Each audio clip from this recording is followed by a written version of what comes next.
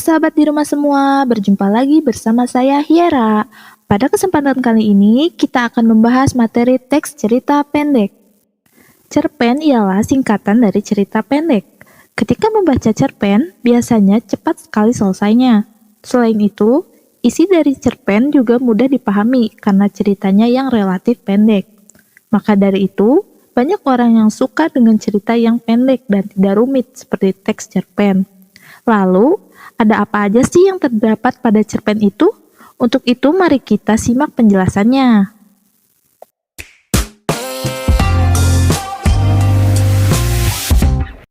Di dalam cerpen, biasanya terdapat beberapa struktur yang diperlukan, seperti elemen dasar dan tambahan abstrak.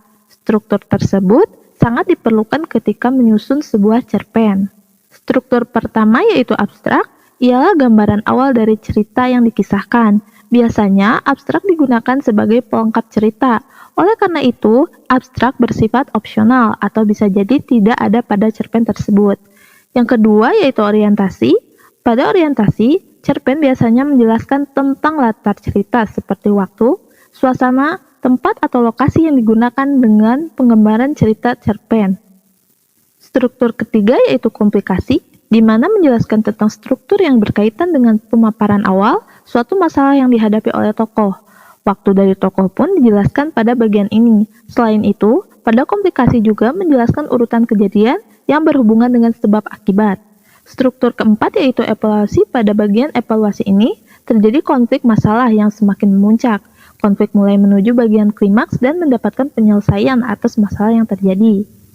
Struktur kelima yaitu resolusi. Resolusi merupakan bagian akhir permasalahan yang terjadi pada cerpen. Pada bagian ini, terdapat penjelasan dari pengarang mengenai solusi permasalahan yang dialami tokoh. Dan yang terakhir yaitu koda. Koda ialah nilai atau pesan moral yang terdapat pada sebuah cerpen yang disampaikan oleh penulis kepada para pembaca.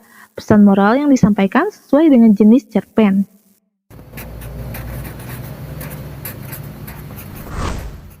Ada beberapa ciri-ciri cerita pendek untuk memudahkan kita dalam mengenal cerpen, yaitu pertama, bentuk tulisannya singkat, padat, dan lebih pendek daripada novel.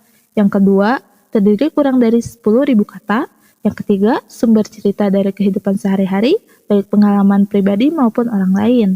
Yang keempat, tidak melukiskan seluruh kehidupan pelakunya karena mengangkat masalah tunggal. Yang kelima, tokoh-tokohnya dilukiskan mengalami konflik sampai pada penyelesaiannya. Yang keenam, penggunaan kata-katanya sangat mudah dikenal oleh masyarakat. Yang ketujuh, sanggup meninggalkan kesan yang mendalam pada perasaan pembaca. Yang kedelapan, beralur tunggal dan lurus. Dan yang terakhir, yaitu penokohan sangat sederhana, singkat, dan tidak mendalam.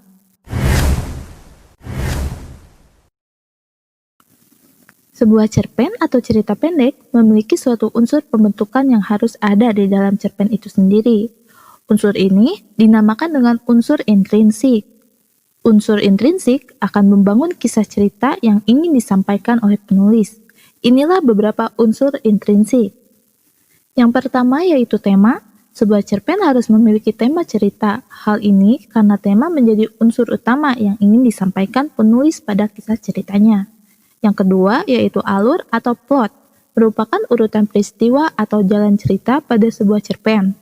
Pada umumnya, alur pada cerita diawali dengan perkenalan, konflik masalah, lalu penyelesaian. Namun, ada beberapa jenis alur cerita yaitu alur maju, alur mundur, dan alur campuran. Yang ketiga yaitu setting, merupakan penjelasan mengenai latar atau tempat, waktu, dan suasana yang terjadi dalam cerpen. Yang keempat yaitu tokoh, merupakan pemeran yang diceritakan dalam sebuah cerpen. Tokoh terdiri dari pemeran utama dan pemeran pendukung. Yang kelima yaitu watak, merupakan gambaran sifat dari para pemeran. Watak terdiri dari 3 jenis yaitu protagonis baik, antagonis jahat, dan netral.